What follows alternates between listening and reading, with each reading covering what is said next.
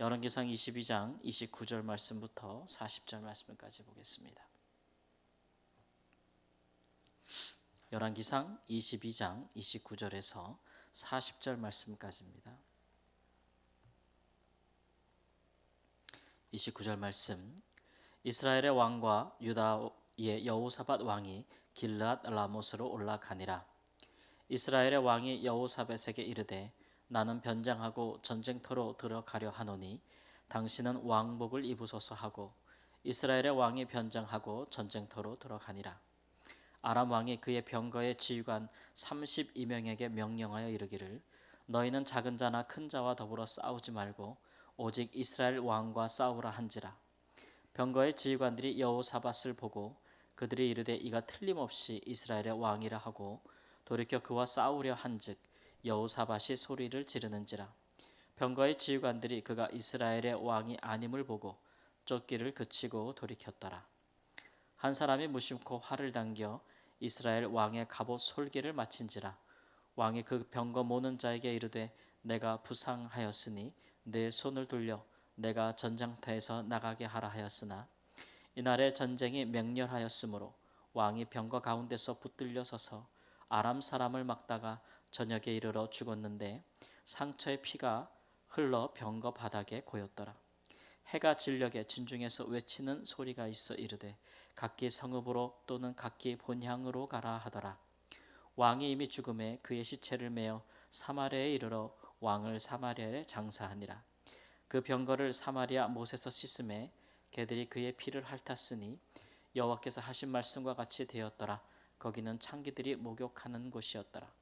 아합의 남은 행적과 그가 행한 모든 일과 그가 건축한 상하궁과 그가 건축한 모든 성읍은 이스라엘 왕 역대 지략에 기록되지 아니하였느냐? 아합이 그의 조상들과 함께 잠에 그의 아들 아하시아가 대신하여 왕이 되니라. 아멘.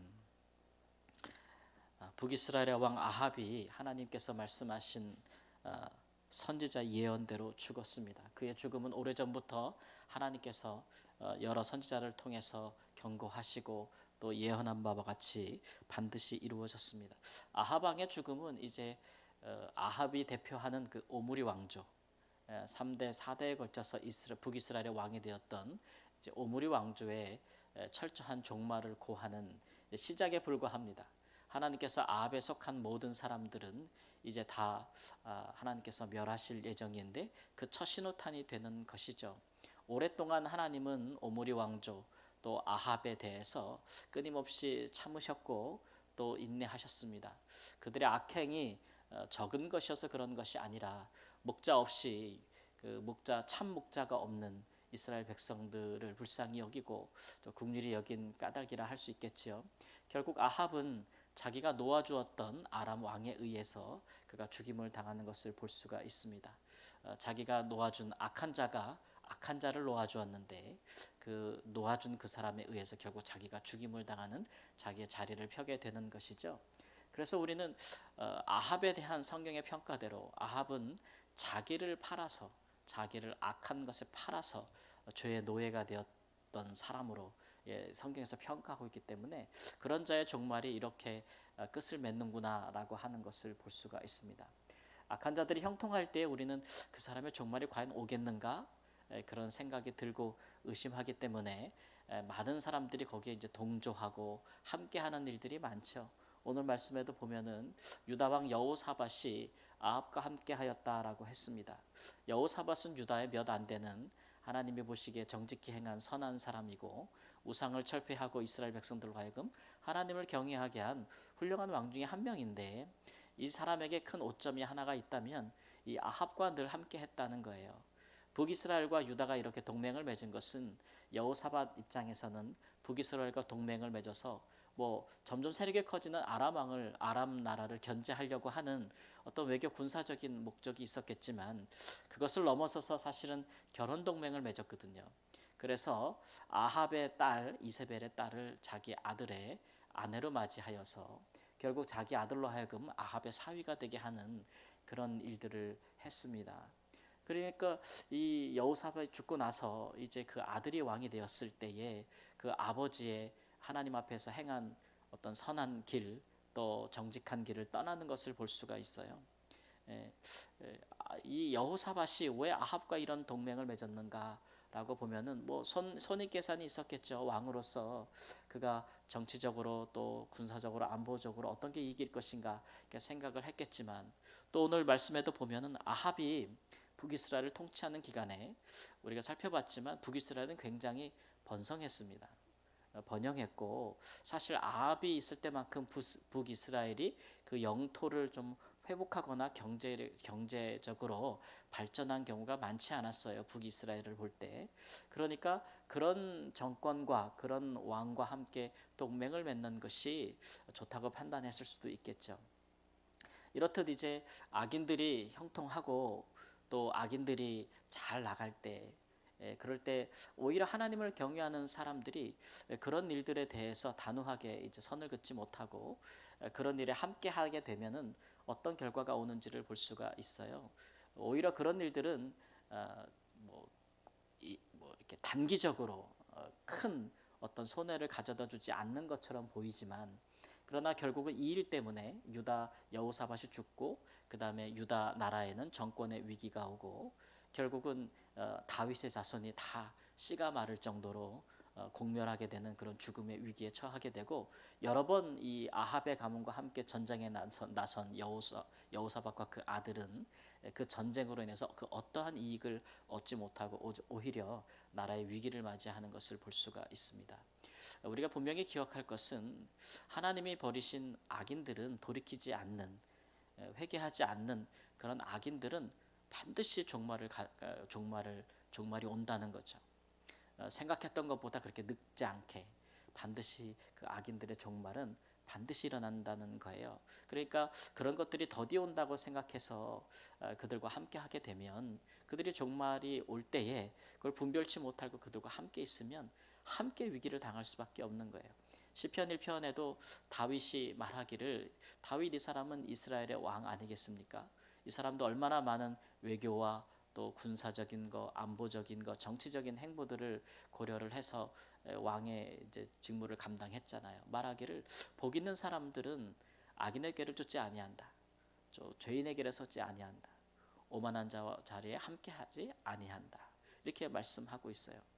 왜냐하면 악인들은 반드시 심판을 당할 것이기 때문에, 그럴 것이기 때문에 그들과 함께 한다면, 같은 자리에 있다면 악인이 심판당할 때 거기 같이 있으면 의인이라 할지라도 어떤 일을 당하겠어요. 그 악인이 심판당할 때 그 자리에 같이 있으면 같은 일을 당할 수밖에 없거든요. 그러니까 일시적인 이익이나 형통함을 보고 그들과 함께 하는 것이 결국 유익이 되지 못한다라는 것을 역사에서 보여주고 있는 건데, 뭐 개인도 마찬가지겠지만 이제 국가와 국가 간의 관계 또는 이런 것들도 그러하다라는 것을 오늘 말씀에 보여주고 있습니다. 결과적으로 보면 39절에 보듯이 어떤 세속적인 역사에 있어서 아합의 행적은 뭐 많은 건축을 하고 국력을 강화하고 성읍을 쌓고 요새를 세우고 경제력을 강화시키는 왕으로 기록될지 모르겠지만, 하나님 앞에서 그 사람은 하나님의 사람들을 죽이고 선지자들을 죽이고 이스라엘 백성들의 마음을 다 바알에게 돌이키게 하는, 그리고 그 자신도 백성들을 귀히 여기지 아니하고 자기의 사리 사욕과 탐욕에 의해서 백성들의 생명을 함부로 빼앗는 아주 사악한 왕으로, 자기를 바라 악을 행한 왕으로 기록되었다는 것을 우리가 기억해야 될 것입니다. 그러니까 우리가 믿는 사람들이, 우리도 세상에서 이렇게 사회 가운데 살아가면서 우리가 많은 관점을 가지고 세상을 살아가고 사람을 보고 일을 보고 판단을 하는데, 우리 믿는 사람들은 세상 사람들에게 없는 그런 관점과 이해가 있죠. 그것이 바로 우리 신앙적인 관점이에요. 신앙적인 관점. 그래서 어떤 일을 보든지 어떤 사람을 우리가 보든지 그 사람을 신앙적인 관점에서 그 사람이 어떠한 사람인지, 악을 즐겨 행하는 사람인지 아니면 선한 일을 행하기 힘쓰는 사람인지, 믿는 사람이고 믿지 아니하는 사람인 것을 떠나서 그 사람은 마음에 정직함으로 행하는 사람인지 진실함으로 행하는 사람인지, 아니면 하나님을 믿지 않는다 할지라도 그 마음에 율법은 하나님의 말씀은 아니더라도 말씀에 버금가는 양심이라는 것이 있는데, 그 양심을 따라서 행하기를 애쓰는 사람인지 그렇지 않은 사람인지, 하나님께서는 꼭 구원하시는 특별한 은총이 아닐지라도 세상에 또 일반적으로 베푸시는 선한 은혜들이 있어요. 그런 은혜 가운데 거하는 사람인지 그렇지 않은 사람들인지 이런 것들을 좀 분별할 필요가 있다라고 하는 것이죠. 예전에 어떤 그 장로님께서 사업을 하시는데 한번 저에게 전화를 주신 적이 있어요. 그러면서 선교사님, 그러면서 제가 이런 사업을 하려고 하는데 참 좋은 기회가 될 것 같다라고 말씀하시는데, 그러나 그 일을 행하는 이제 동업할 분이 아주 좋지 않은 사람으로 소문이 나고 정평이 나 있다. 근데 그 사람 지금 잘 나가고 있는데 내가 그 사람과 함께 동업하면 좋은 기회가 될 수 있겠는데 고민이 된다는 거예요. 당장 하면은 큰 이익을 얻을 수 있을 것 같은데 참 염려가 된다라고 해서 저도 이제 더 그 말씀을 듣고 기도하면서 이런 말씀을 드린 적이 있어요. 그런 분이라면 장로님이 함께 하면 일시적으로 이익을 얻는 것 같을 수 있겠지만 결과적으로 큰 유익을 얻지 못하지 않겠습니까? 이렇게 이제 말씀을 드린 적이 있는데 뭐 제가 사업을 어떻게 알겠어요. 그러나 이제 하나님의 말씀에 빗대어 생각해 봤을 때 그러하니 장로님께서 신중히 생각하시고 기도하셔서 신중하고 또 신중하게 하셨으면 좋겠습니다. 이런 말씀을 드렸거든요. 사실 우리의 인생이라는 것이 하나님을 부르고 또 마음이 정직하고 또 선한 사람들과 함께 우리의 인생을 도모하고 선한 일을 하기에도 참 시간이 부족해요.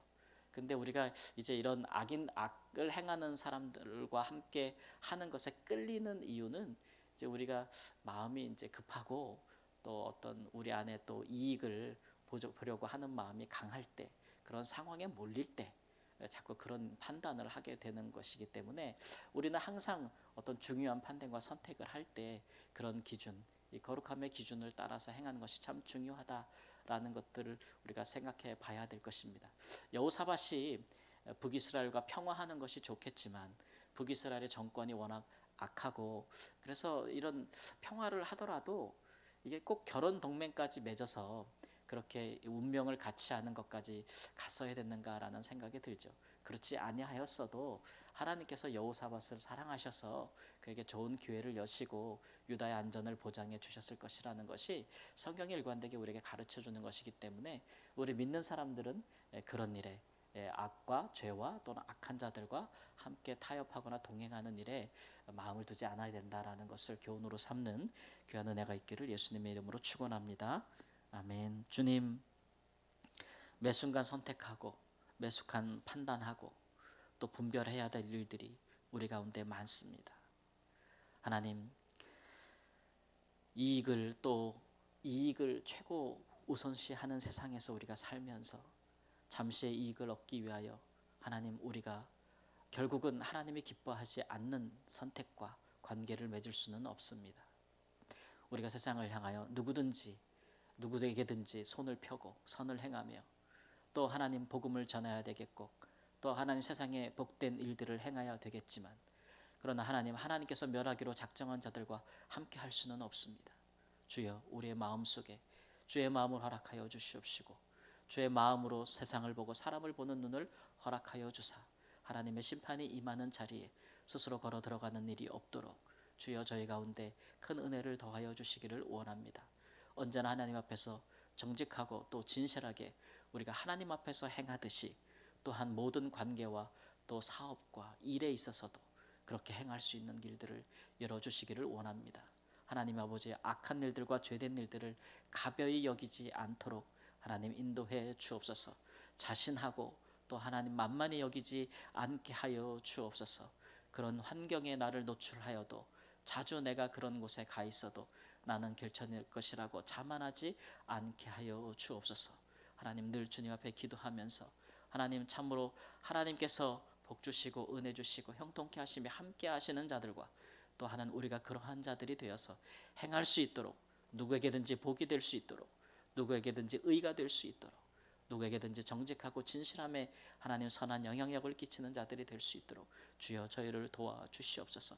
누구든지 우리와 함께하는 자들이 복을 받을 수 있도록 주님 인도하여 주시옵소서. 존귀하신 예수님의 이름으로 기도합니다. 아멘.